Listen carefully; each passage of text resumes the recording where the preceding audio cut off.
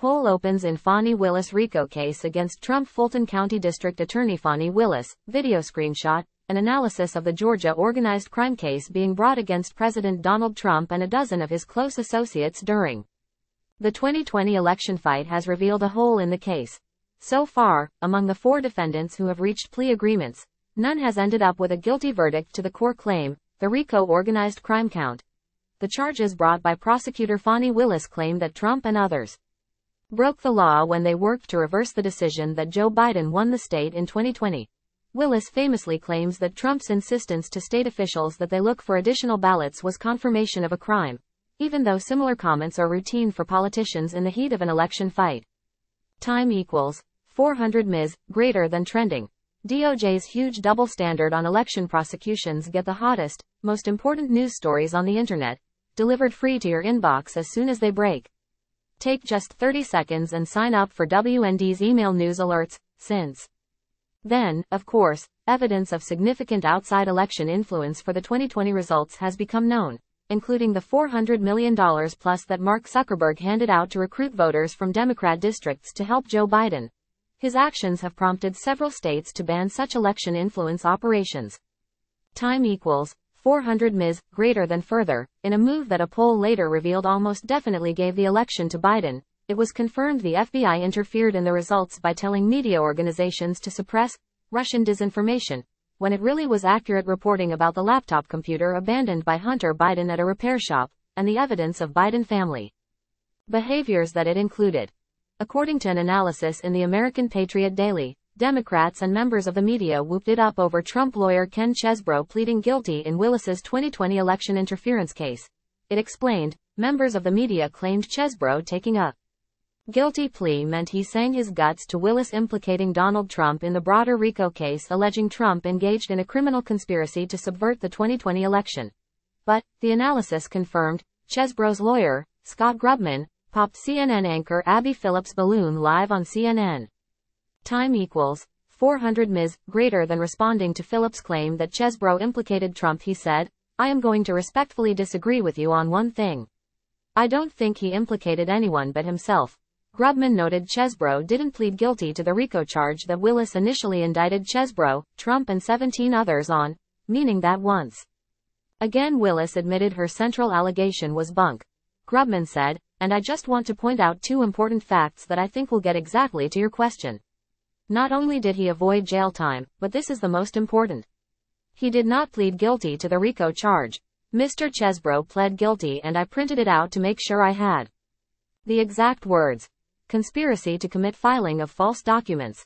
The RICO charge was dismissed. He said he did not see that Chesebro's testimony in other cases would be helpful to the state. He also discounted Democrats' claims that the group worked on a slate of fake electors, explaining that they were alternative electors, should the election results be reversed. Chesebro doesn't think there was a fake electors plan. And Abby, please again, I know I'm repeating myself, but the fake electors plot was part of the RICO conspiracy and Fani Willis dismissed the RICO charge. And the charge that he pled to has nothing to do with being the architect of the fake elector plot," Grubman said. He also openly wondered why, if Willis could prove a RICO case, she allowed Chesebro to plea bargain for an unrelated count. The report charged, as Willis continues to extract guilty pleas from Trump supporters over charges that don't have anything to do with the RICO indictment. Chesebro was the 3rd such plea deal. It is becoming readily apparent that Willis filed an overly broad, politically motivated sham indictment to generate negative political headlines for Trump.